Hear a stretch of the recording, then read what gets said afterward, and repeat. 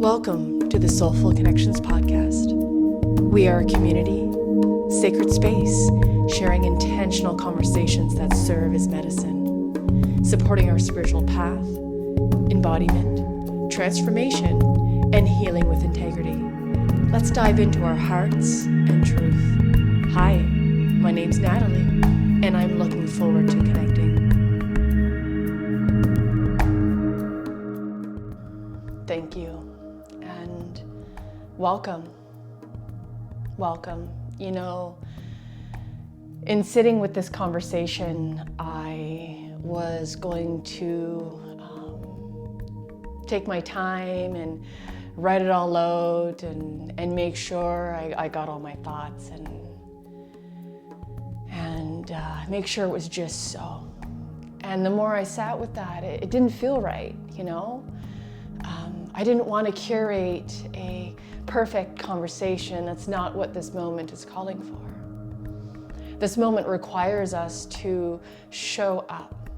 Simply show up. That's all. I might not speak to every single word that I want to share, but I can make other conversations for that. Tag along this thread, you know, almost like a little series. Who knows? And before we begin this conversation, I would love to offer deep gratitude, deep appreciation for the beautiful freedom fighters all across the globe. The land defenders, the water keepers, and everyone who is fighting for this land, this beautiful planet that in English we have called Earth, the beautiful ecosystem. And for everyone who is doing that and is met with violence, you know, let's offer a moment of deep gratitude and appreciation. I am here in Mi'kma'ki. It's also called Nova Scotia, east coast of Canada. And I'm here today to invite a conversation, invite a dialogue. And it's not with the intention to point fingers, to say, you're wrong or I'm right. It is simply to invite us deeper into perspectives and worldviews. We are throwing around a lot of big words right now. We are saying words like freedom. We're fighting for freedom. We're fighting for tyranny that's happening. For equality. For uniting. And in this,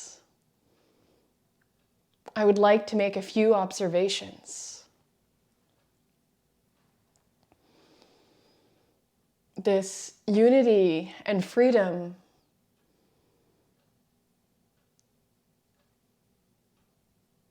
it feels very misunderstood. It feels very imbalanced in the perspective that is being shared. Many voices are being ignored, and it doesn't feel inclusive. So this is the experience I'm feeling,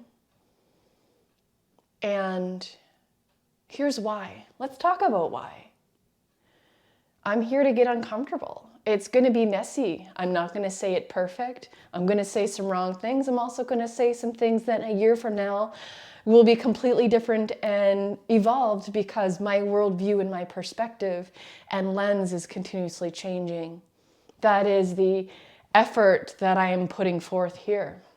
That is a lot of the work that I have been doing within myself, within the work that I do with others, with clients, and it's ongoing.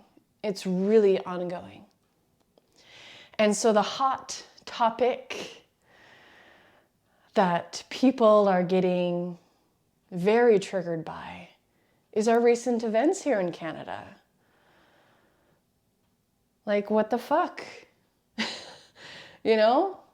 I'm going to use maybe some bold words here. I'm going to speak from the heart. And sometimes that includes some swear words, so bear with me. Come along for the journey. You know, it's been tough these last few days. I'm recording this, what are we, February 1st.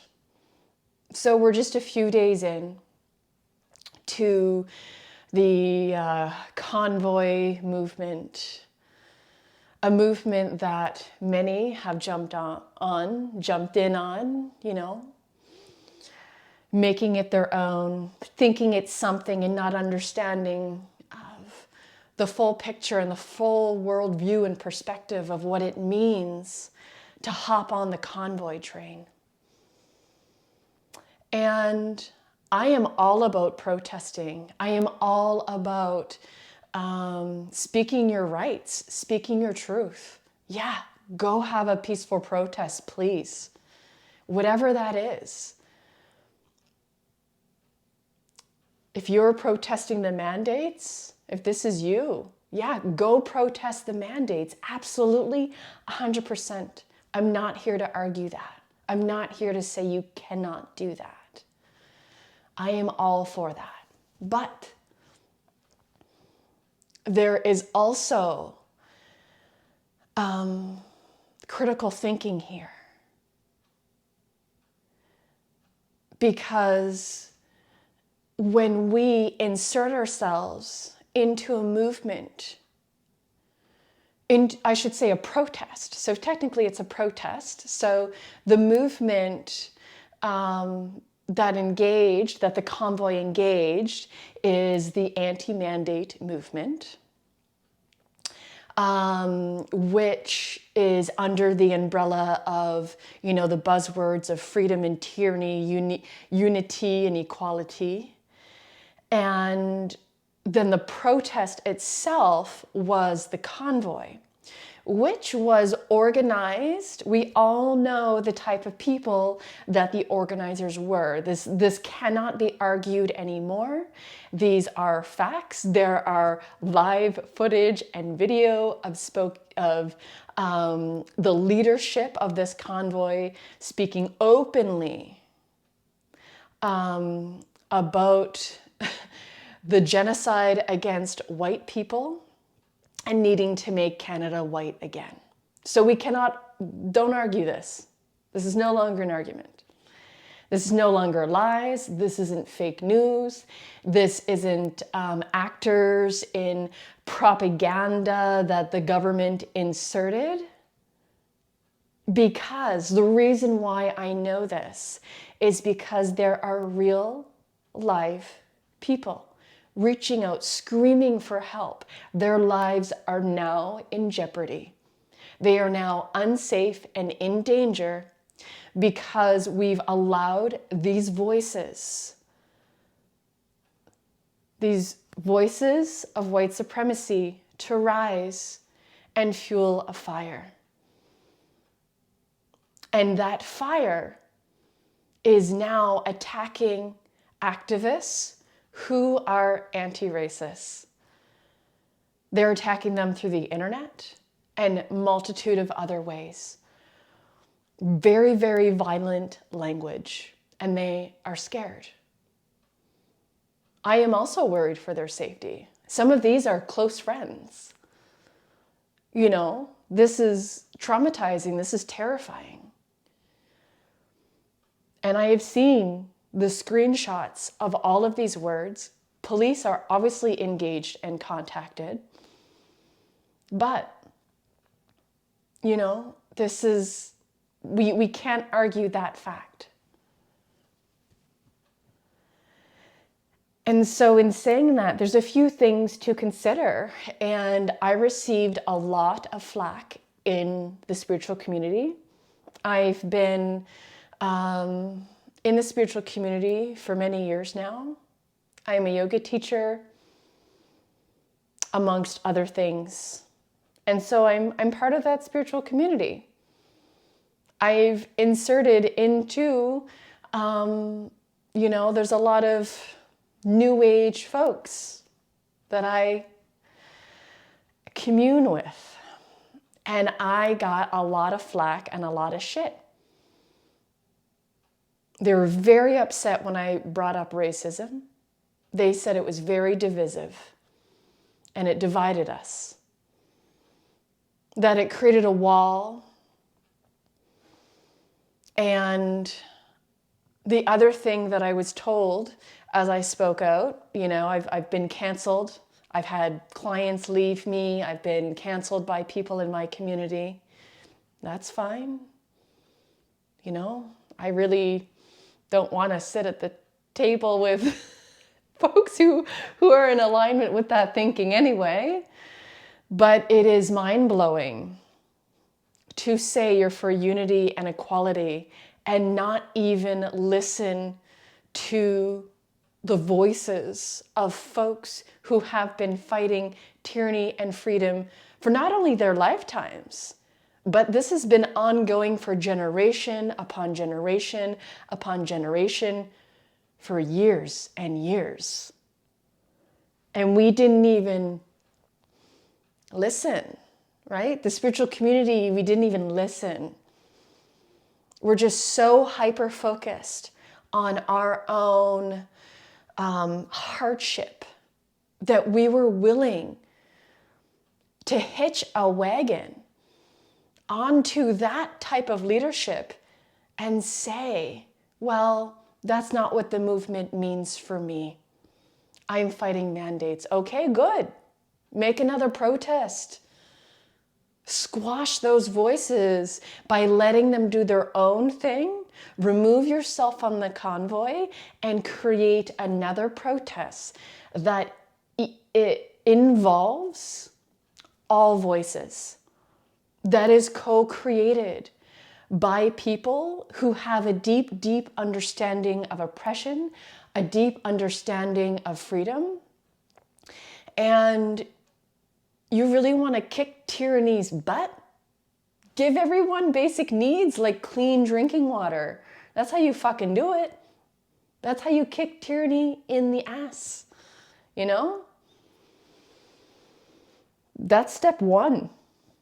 There's other steps, but let's focus on that basic needs.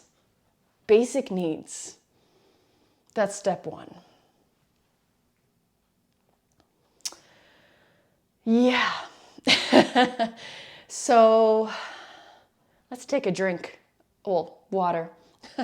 For those of you who aren't seeing this on video.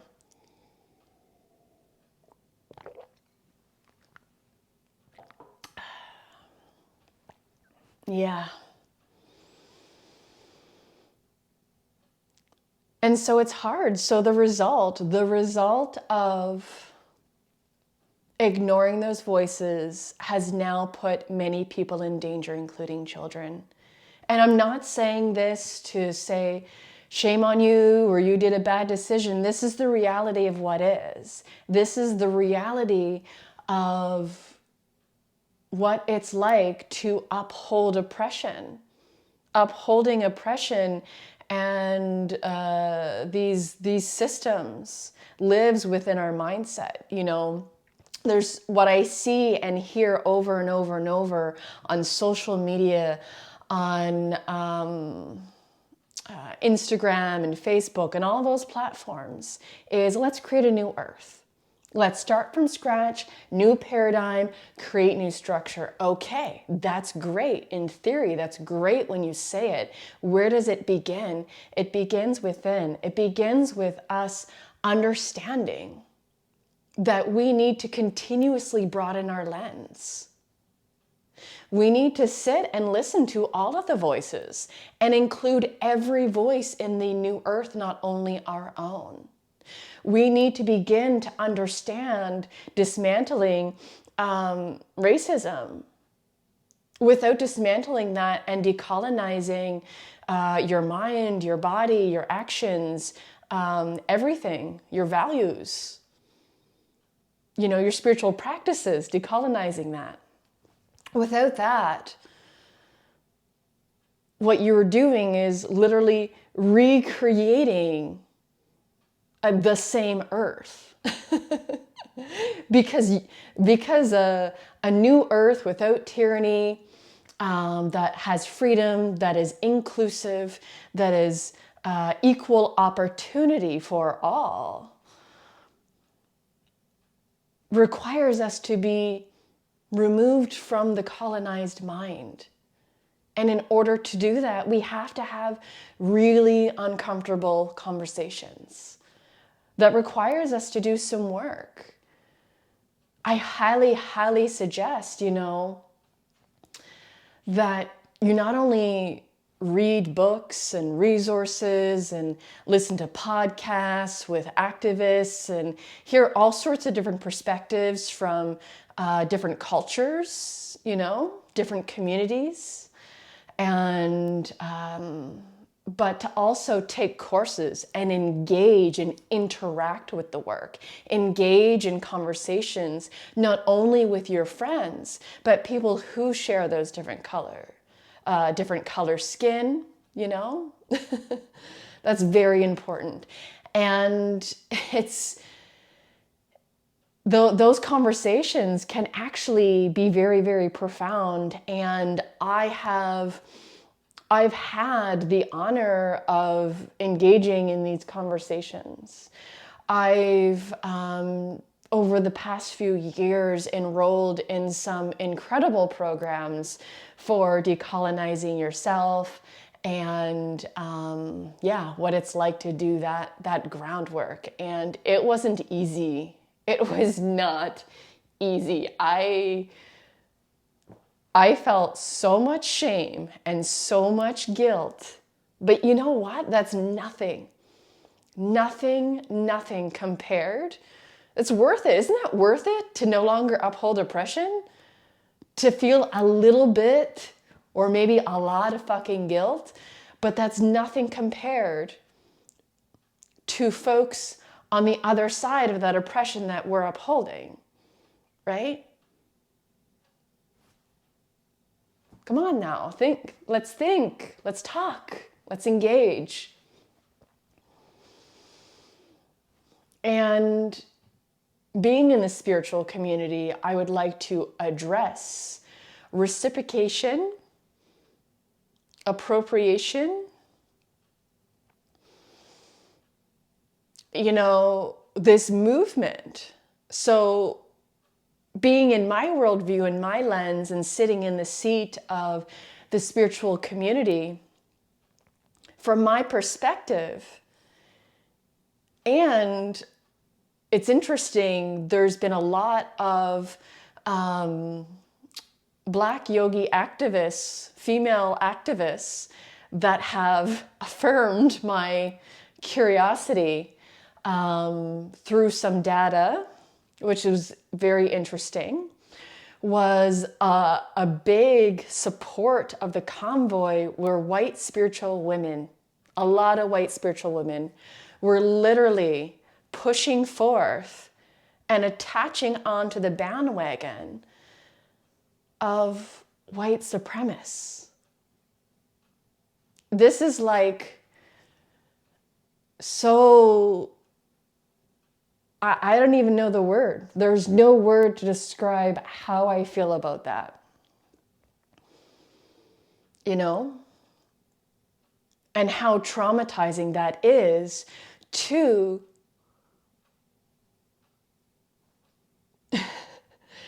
the folks. So think about this for a moment here. So the folks in the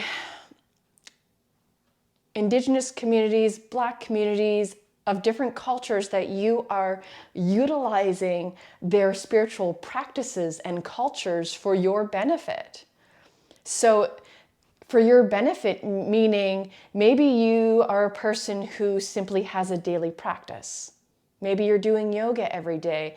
Maybe you're burning sage every day. Maybe you're doing some things that are actually from other cultures and you have adopted it as your own spiritual practice. You're benefiting from that spiritually. And maybe you're a spiritual teacher who are utilizing these practices and receiving financial gain from these practices. You know, maybe it's supporting your mental health. Maybe it's supporting you physically. There's all sorts of ways that these things are supporting you. And so in that means you are benefiting from those practices. And so someone who is benefiting from those practices, making the conscious decision, even though all of the voices, the majority of the voices, I shouldn't say all because there's a few, always a few, the majority of those voices, especially the activists who have understood and unpacked this for many, many years and are well educated, so well educated, are telling you, please don't.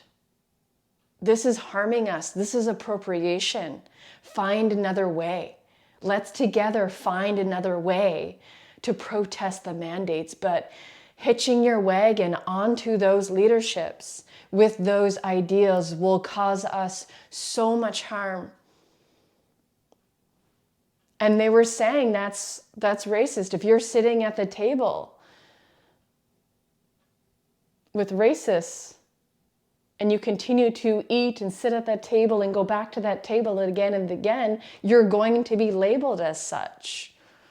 You're supporting that. And many, many have ignored those pleas and cries. And many, many, even as I continue to explain it, I am receiving the fact that I am creating friction. I'm the problem in creating division. That's the phrases I'm receiving from my white spiritual friends. That's it. You know? And I think it's not to point fingers of who is part of the problem, because we all have work to do. And recognizing that we're all part of the problem is the first step to coming together, right? We were literally raised, many of us, unless you were raised in a very seclusive community without any of, these these ideals, it's not as common. There are folks on this globe that have that experience, but for the majority of people I know, we have been raised with this conditioning of the colonialistic mindset. And yeah, even as I speak to this, there might be an activist going, oh yeah, she said that thing there, and they could see my colonial mindset coming through even in this conversation. That's okay, because I'm here to learn, right? I'm here to be messy, to do the work out loud. Yeah, I was raised in a pretty white community that was actually originally a Black community, and then especially in the 70s and 80s really taken over. And that's actually part of my my insight as to why I have been so passionate and doing this work is because I was actually the only one of my cultural background in this white English community. And people would come to my house and, be like, whoa, where am I? They're not speaking my language. Yeah. So there's a little bit of insight. There's a backstory that led me to this moment here, that led me to become curiouser and curiouser and to continue to open up my worldview, to continue to acknowledge the importance. The more I learn, I'm like, whoa, this is important. And there's an intersection. There's a very, very important intersection of being, especially, so back, coming back to the point I was making a moment ago about being in a spiritual community, there's a complete intersection that a lot of people have lost, is doing the decolonizing work and understanding how we uphold that and being a spiritual teacher. Without recognizing that intersection, we are literally teaching New Age, colonizer spirituality. Yeah, and it might seem like a bold statement, and that statement may have very well triggered many folks. And it's not out of judgment, it's not to place blame, but I was there. I was there for many years. I've been doing this work, being in the spiritual community, doing spiritual sessions for 20 years now. And I would say the first decade of my work was very much in that world.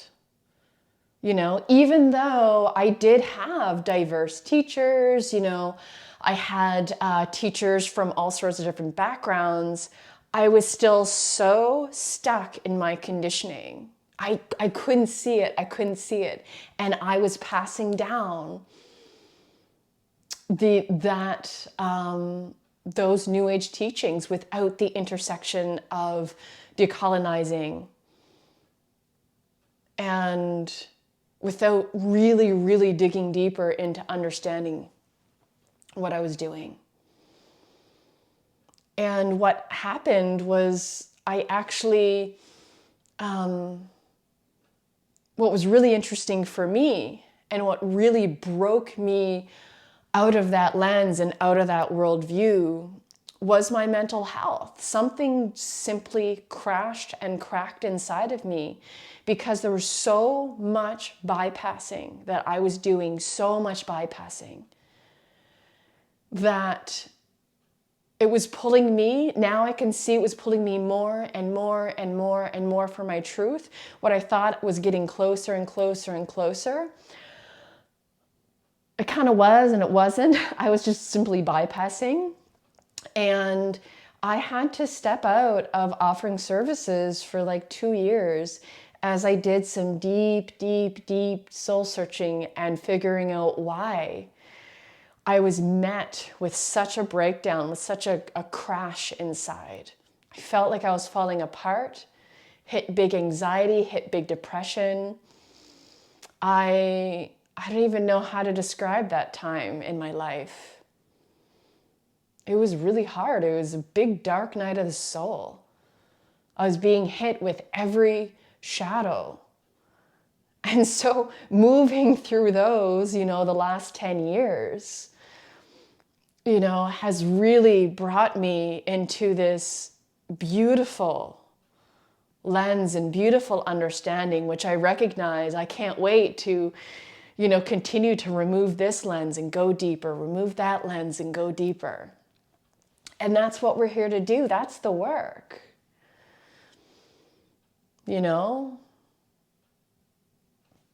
And so I encourage everyone who is listening to this message, to these words, if you're kind of pissed off at me right now, that's great. There's a wisdom coming through. Engage with it. Please engage with that, you know? And yeah, get curious. Where's that coming from? What's going on inside? What ideal is it meeting? What false identity is it meeting? What truth is it hitting? What lens is it trying to crack through? And so I would like to now go back to guiding the conversation a little bit to the convoy itself and just make a few other observations here and a few other aspects to consider and think about in our deep critical thinking here. And why I simply could not hop on that bandwagon, even with the slogan of tyranny and unity and equality and freedom. When I went past that slogan and, looked at the leaders, I was like, no. And then thought about, the actual protest itself. I'm like, no. And here's why. So obviously I mentioned the leaders, but then there's that other element of we also have to consider, if you look at the movement MMIW,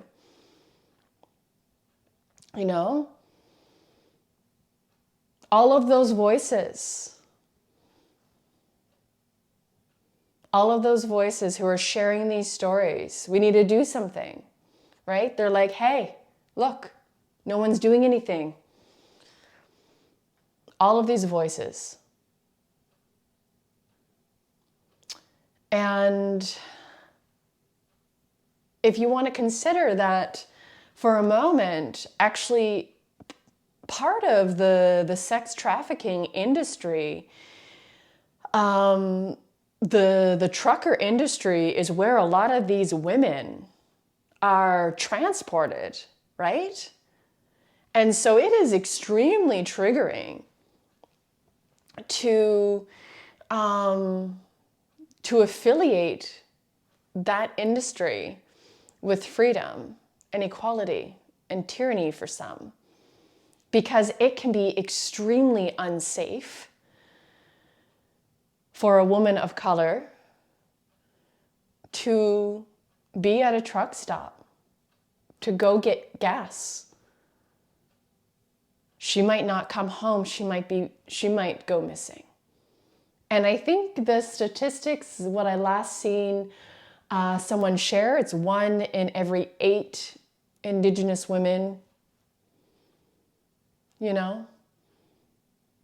I don't know what the numbers are for white women, but it is way, way far from that.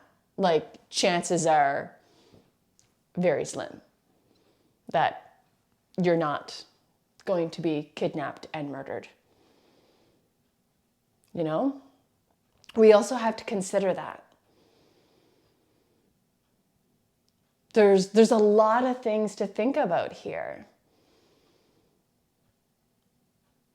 And so if you think about all of these groups, all of these voices who are raising their concerns. So the MMIW voices were like, hey, here's a little concern. Yeah, it's more than a little concern, right? So I'm sure you can feel my fire.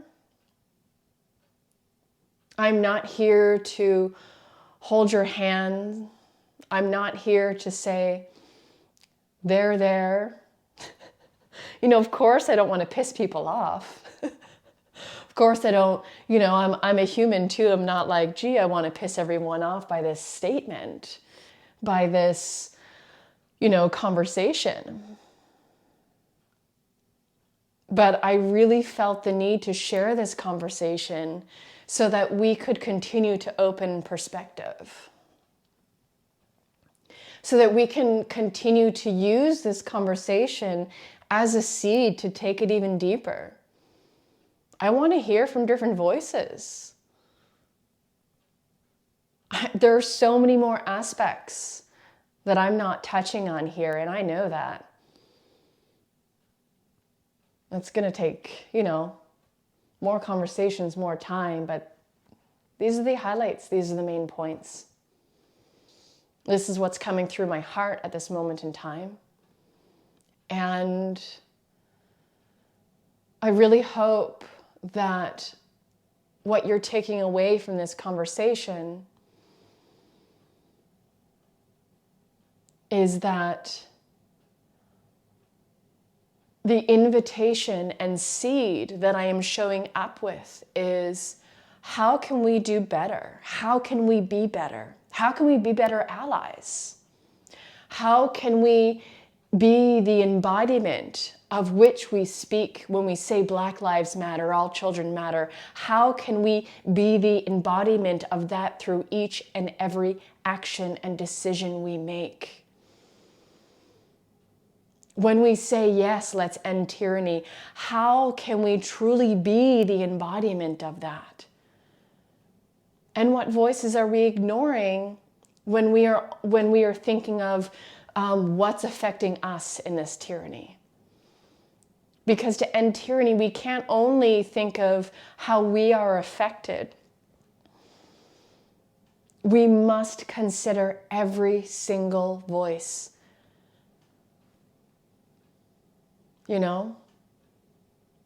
Absolutely. And so that's the takeaway. That I hope that everyone is inspired by. I hope that people are going to walk away from this conversation more curious about the lenses, curious about the voices, curious about the resources, and the work that we have to do to truly create the new paradigm, the new earth, whatever the fuck you're calling it. We are the creators of that. And we have seen over and over again the quote, become the change in which you wish to seek in the world. We have seen that a million times. And what does that truly mean? What does that truly require from us? That requires us to check our ego. That requires us to release some identities that we have been holding on to. That requires us to pause and listen.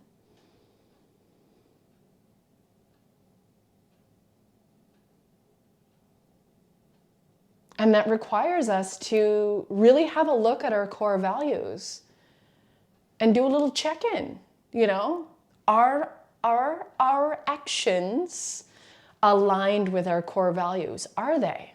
Are they really? And then ask yourself again, well, are they?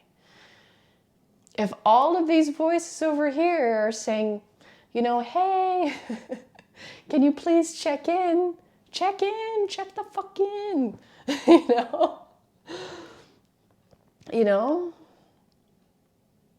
And it's tough because I know in this conversation, it feels like you're in the hot seat maybe. It feels like maybe I'm calling you out. This conversation is an invitation.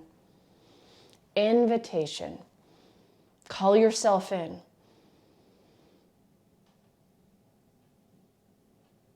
So let me know, kindly, nicely, with respect. What are your thoughts? Let's continue the conversation. Share with me your resources. I have lots of people asking me for resources of the voices and all the additions to the conversation. And I want to hear all of your resources. I want to hear from, not only in North America, I want to hear from around the world. This movement is now seeding, what started in Canada is now seeding around the world. And I want to hear from everyone. How are you approaching this movement of tyranny and freedom and unity? What's your approach here? What's the strategy? Are you listening? Are you inclusive? And then ask your again, yeah, am I being inclusive? Or are the voices that I'm listening to are just one mindset and one worldview and one lived experience? So thank you. Thank you so much for being here. If you stayed here till the end, I really thank you. So yeah, I'm going to end it there. I'm going to end the conversation there. It feels really good to exit at this moment. And I know there'll probably be more conversations that will tag along with this thread, with this thought. And yeah. And thank you, before I go, thank you everyone who has been speaking out and sharing your voice and doing the work. And let's please do what we can to speak out so that we can keep all of these people who are now affected by this violence safe. As I opened up this conversation with sharing, the more we begin to speak about what's dividing us and understand, we can learn, we can become less divisive through that.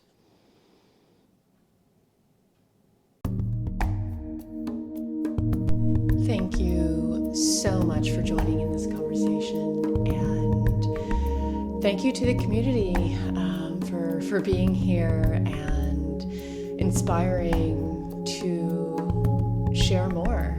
And if you've enjoyed this episode, please leave a comment, leave a review wherever you can. Follow us on Instagram. Have a look at the show notes for any information on guests we have and how to get a hold of us. And we are so open to your feedback. And if there are conversations you would like to share, if you would like for us, the community, to share, please reach out. And I hope that you have